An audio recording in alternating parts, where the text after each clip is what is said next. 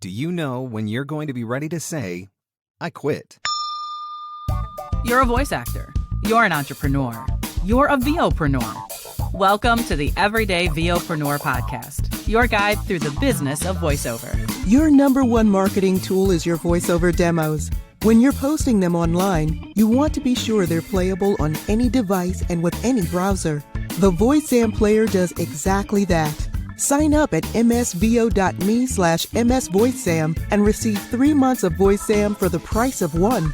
Sign up now at msvo.me/msvoicezam. The VOPRENEUR podcast. Hey, it doesn't suck.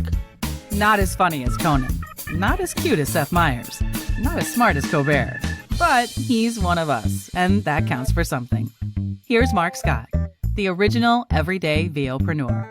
Hello and welcome to the Everyday VOpreneur podcast, your guide through the business of voiceover. My objective is very simple.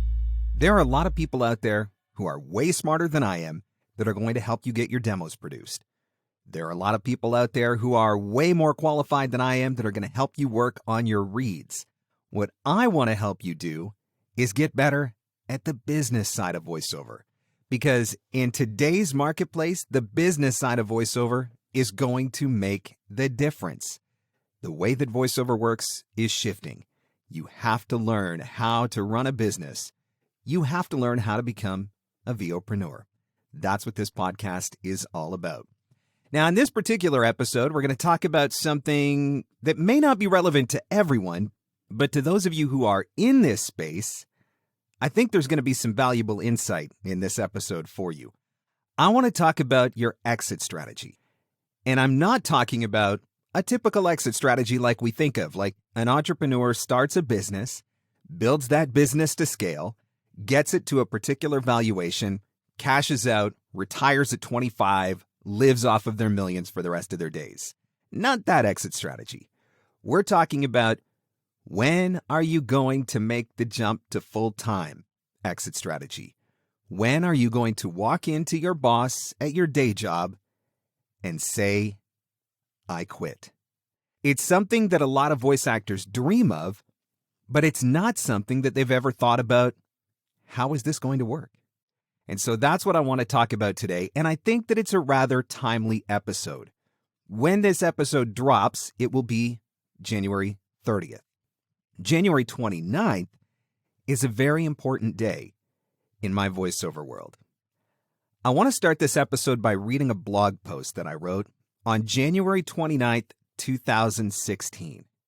The blog post was titled, Happy Anniversary to Me, Celebrating My Independence Day.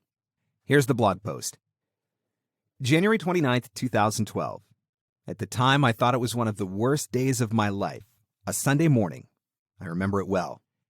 The night before, I was in Niagara Falls, the Falls View Casino to be specific, playing and losing a $20 bill, something I enjoy doing from time to time. Not losing. I don't enjoy losing. Playing a slot machine can be fun, though. I received an unsettling text from a friend/coworker, Carrie. Something was up. Something that didn't sound good. Immediately, I called my boss. He said, we'll talk Monday. I responded, no, we'll talk tomorrow. The following morning, Sunday, January 29th, 2012, we met at the radio station. He informed me that I was being let go. Not fired, downsized. No fault of my own.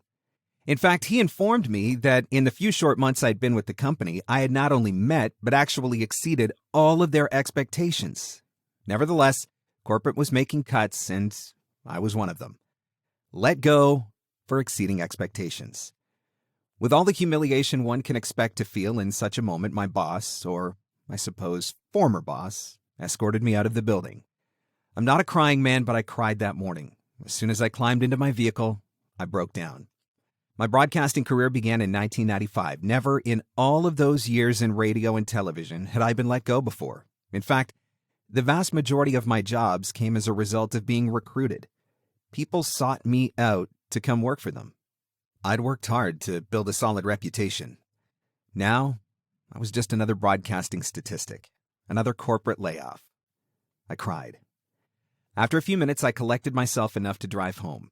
I called my girlfriend at the time, my mom, my dad. I told them what happened. When I got home, I climbed into bed and cried a little more. I was unemployed. It's Friday, January 29th, 2016. 4 years have passed since the day I was let go. Only in the years that have passed, my perspective has changed. Back then, I was another victim of another corporate cutback, all too common in broadcasting. Now, looking back, I can clearly see I was liberated. You see, if I had never been downsized, it never would have forced me to follow my true dream, my voiceover dream, my entrepreneurial dream. Getting downsized, as it turns out, is probably the best thing that's ever happened to me. What I had initially considered one of the worst days of my life has now become one of the best. So I celebrate. Tonight I'll put on a suit, my girlfriend will put on a dress, we'll head out for a fancy dinner in a fine restaurant. I'll drop another $20 at the Falls View. God knew exactly what I needed back then. He knew what my heart desired. He knew I wasn't brave enough to pursue it, so he nudged me. Forceful nudge, right out the door and into the unemployment line, mind you, but a nudge nevertheless. He had my back then. He has my back now. To him, I'm eternally grateful. Today, January 29th, I celebrate my Independence Day. That was a blog post that I wrote January 29th, 2016. And I've been thinking about that a lot because, well, it's right around the anniversary of my Independence Day. And it is something that I still celebrate every year. I have it in my calendar. It is a repeat event because honestly, it is the day that my life changed. And so with this in mind, I want to talk about exit strategies. When are you going to say, I quit? When are you going to make the jump to voiceover full time, if that's what you really want? Now for me, obviously, my hand was forced. I had been doing voiceover for a number of years. I think the year before, 2011, I think I made around maybe $10,000. I was serious about voiceover. I was running a professional business, but I had full-time work, and so I just did voiceover in the evenings or on the weekends whenever an opportunity struck, and I was blogging at that time, and I was learning a ton about business and marketing and all of those sorts of things. But as much as I knew that I wanted to turn it into a business, I really didn't know how, and I really wasn't brave enough. I was afraid to make that move because radio gave me the comfort of a consistent paycheck. A crappy paycheck, mind you, but a consistent paycheck nevertheless. So when I ended up getting downsized, it really forced my hand. In the interest of full disclosure, downsized January 29th, I probably spent the first 3 months or more kind of just sitting around in my underwear feeling sorry for myself, watching a lot of TV, and wondering what I was going to do. I knew at that point that my radio career was over. I had a lot of opportunities. A lot of people reached out to me, offered me opportunities. I could have taken any one of about 3 or 4 different jobs almost on the spot. But I just kept thinking to myself, I did everything I was supposed to do at my last station. I exceeded their expectations, and I still didn't have job security. Is that really what I want to go back to? And if I'm not going to have job security anyway, maybe I'm better off to not have job security, at least working for myself, where I have a little bit more control at the end of the day. I have a little bit more say, a little bit more input. And so after that mourning period, when I was done sitting around in my underwear and feeling sorry for myself, I decided it was time to see whether or not I could take this voiceover thing and make something of it. Now, that first year, 2012, that first year full time, I think I made about $15,000. I literally covered my expenses. That was about it. But by 2016, I hit the 6-figure mark in my voiceover business. And by 2019, I had doubled that between my voiceover and coaching business. The most I ever made in radio was $40,000 a year. And I never even got to see it because the job that was paying me $40,000 a year I got downsized after like 5 months. But that was the most I was ever going to make in radio. And now my earning potential was limited only by me and how hard I was willing to work. I didn't have the opportunity to come up with an exit strategy because I got exited, I guess you could say. And I'm so thankful that it happened that way. Now, one of the things that I had going for me at the time was I was a single guy. I mean, I was dating, but I didn't have a wife. I didn't have kids. I was responsible to no one other than myself from a financial standpoint. I still had to pay my rent. I still had to pay my utility bills. I still had a truck payment I had to make. All of my expenses stayed the same, but at least it was just me. And I knew that in the absolute thermonuclear situation, like if the worst of the worst of the worst possibly happened, I could still go home again if I needed to. I could go crawling to my mom or crawling to my dad, and one of them would take me in. So maybe that made my situation a little bit easier. But I'll tell you something else. It got me really motivated. There was no way in the world that I wanted to have to go back home to my parents. I was going to find a way to make voiceover work if it killed me. And if it didn't work, I was going to McDonald's. I didn't care. My hand got forced. I didn't have the opportunity to come up with an exit strategy. But maybe you do. And there are some things that I want you to think about when it comes to creating that strategy. I've done a lot of coaching with voice actors on the business and marketing side of voiceover. That's what I do. And I've had sessions with people who are in a full-time day job, but they want to transition to a full-time voiceover job. And the very first thing that I ask them to think about is their salary. And that's the very first thing that I'm going to ask you to think about too. And I want to preface this by saying I am not telling anybody it's time to quit your job. It's not time to quit your job, whatever. I'm just giving you some things to think about that maybe you haven't thought about before. So let's start with your salary. Let's just say, to make it easy, that at your day job, you are making $50,000 a year. And so in your mind, you are probably thinking, in order to move from my day job to full-time voiceover, I need to replace my day job salary. That means that I need to get myself to a place where I am making $50,000 a year in voiceover. If I'm making that same amount in voiceover as I am in my day job, it's going to be safe for me to transition and everything's going to be fine. Here's the flaw with that thinking. If you're making $50,000 a year in your day job, and you manage to build your voiceover income to $50,000 simultaneously, your annual income is actually $100,000 a year. And at that point, it's going to be really hard to make the transition to voiceover full-time. Because now you're literally cutting your annual income in half. You have taken yourself to a place where you've built up a six-figure income. And you've probably gotten used to that because it's probably happened over a period of time, maybe over a period of a couple of years. 50,000 voiceover, 50,000 day job. And so all of a sudden, to cut your income in half, that's a really big hit. And a lot of people at that point aren't going to want to do it, which means they're going to try to find a way to keep doing both, which means you're probably going to burn yourself out. It also probably means that you're not going to be giving the proper attention to one or both of your jobs because there's only so many hours in the day and we can only divide our time in so many different ways. So here's what I want you to think about when it comes to your salary.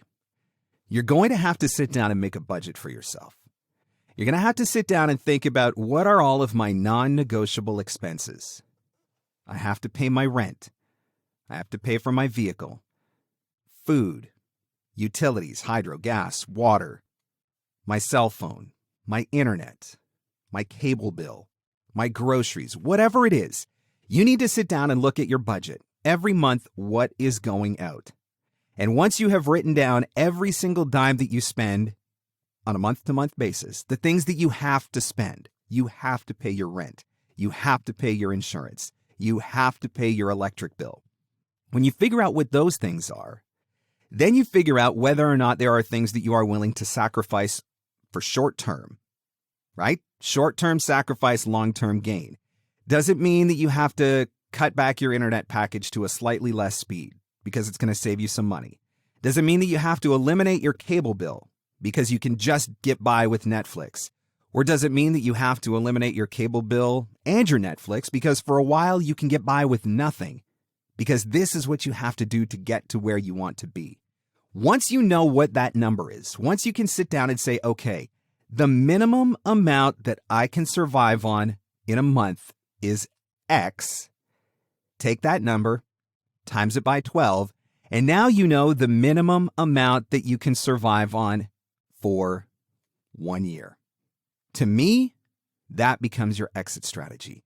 So if you're making $50,000 a year in your day job and your minimum annual income to cover your expenses is $20,000 a year, then when you get your voiceover business to $25,000, you walk away from your day job, you take a hit, you live on less for a little while, but you have all of this extra time now. You've got 40 more hours a week that you can devote to your voiceover business and to growing your voiceover business. Short-term sacrifice for long-term gain. One of the things that I found when I lost my day job was that it was incredibly motivating to know that there wasn't a guaranteed paycheck twice a month on the 15th and the 30th. Which meant if I was going to cover my rent, and trust me, I don't have late payments ever for anything. It's just the way I am. I was going to do whatever it took to make sure that I never missed a payment. I was going to work as many hours as it took. I was going to contact as many people as it took. I was going to submit as many auditions as it took. I was motivated like I have never been motivated in my entire life because now the buck stops with me. One of the things I said after I was downsized from my radio job was, from now on, the only idiot I answer to is me. And it was a joke because I worked for a lot of idiots in radio. But from now on, I was the one calling the shots. I was the one making the decisions. How much money was I going to earn every year? That was up to me. So for year one, 15,000, might have been 17, somewhere in that range though. I mean, I struggled, but I covered my bills. And in year two, I more than doubled my income. And in year three, I nearly doubled my income again. And in year four, I crossed over the six-figure mark. And I've just kept climbing from that point forward. If your goal is to get out of your day job and into voiceover full-time, this is something that you need to think about. You need to determine what your exit strategy is. You've got to create that budget. You've got to figure out what your minimum is, and you have to decide at what point am I going to take the chance and go for it. Because when you take the chance and go for it, you are going to be motivated. And here's something else I want you to think about. Just like with me when I said, what is the absolute worst thermonuclear situation if I do this and it doesn't work? If I turn down these radio offers that I have and I go after this voiceover thing, what is the worst case scenario? And as near as I could tell, the worst case scenario was I either had to move back in with one of my parents or I had to go get a job at a fast food joint. That was the worst case scenario. And I decided that I could live with that. I decided that for the opportunity to pursue my dream, that was a risk that I was willing to take. Now, again, I know that it might be easier for me because of the situation that I was in at the time, but even now today, I have a wife, I have 2 kids. If I had to look back and relive this scenario with them, I still would have took that chance. I still would have took that chance because if the worst case scenario was that I just had to go find another job, I knew that no matter what, one way or another, I was going to be able to go find another job. And if it came right down to it, I knew that we'd be able to move back home. I weighed the risk and I decided that it was worth it. Now, once again, I'm not telling you to go out tomorrow and quit your day job. Let me be very clear about that because I don't want to get blamed because somebody goes and does something drastic. I don't need angry emails from your spouses. Mark, what are you doing? My husband quit his job today because of you. That's not what I'm saying. What I'm saying is, if you want to do voiceover full time and you need to get out of a day job to do it, the only way that is going to happen is if you have an exit strategy. If you're just going to sit around and wait for the right opportunity to come, how would you even recognize it when it did? Because you haven't thought about what your exit strategy is. You have to have a plan. There are going to be butt-puckering moments in your life when you do this, and I'm just telling you that straight. I had butt-puckering moments where my bank balance was lower than it had been since I was a kid, and I wasn't sure whether or not I was going to be able to pull it off. But I got it done. I got it done. You know, I've said before, I am not the most gifted voice actor in the world. And I don't say that to be negative. It's just the way it is. But what I did figure out was how to get good at business and how to get good at marketing. And I knew that if I could master those two things, and if I hustled hard enough, I was going to be able to grow my business into something amazing. And that's exactly what I've done. So let me ask you, what's your exit strategy? Because now I think you know what you have to do. You got to sit down and crunch those numbers. Do it by yourself if you're alone. Do it with your spouse if you're married, your partner, your significant other if you have one. Figure out what is the bare minimum that we need to survive, and then set a deadline for yourself and be willing to take the risk. If you work hard enough, it can happen. The only other thing that I would suggest is when you do it, if you do it, that you too start celebrating your Independence Day. January 29th, 2012. In that moment, as it was unfolding in real time, it was one of the worst days of my life. And now it is one of the most celebrated and favorite days on my calendar. Here's to you also being able to look back and celebrate your Independence Day. Guys, thanks so much for checking out another episode of the podcast. Don't forget to go to VOPRENEUR.com where you can listen to any episode. They are all there. They are all archived at VOPRENEUR.com. While you're there, make sure you click on the shop button, and don't forget to order your own voiceover tee or hoodie or a VOPRENEUR tee or hoodie and wear that proud. Wear it on your Independence Day when you're walking around. Wear it into the office to remind yourself what you're working towards. Also, don't forget to subscribe to the podcast. You can listen anywhere fine podcasts are given away for free, and when you subscribe, you'll never miss another episode. Google Play, Apple Podcasts, Spotify, Stitcher, Podbean, and hey, if you wouldn't mind, go to VOPRENEUR.com, click on this week's episode, and click one of those tweets. Share this podcast with your network so that they can be encouraged and inspired as well. Thanks so much for listening, guys. Catch you on the next one. The Everyday VOpreneur Podcast. Available everywhere fine podcasts are given away for free. Mostly, we think. Your number one marketing tool is your voiceover demos. When you're posting them online, you want to be sure they're playable on any device and with any browser. The VoiceZam player does exactly that.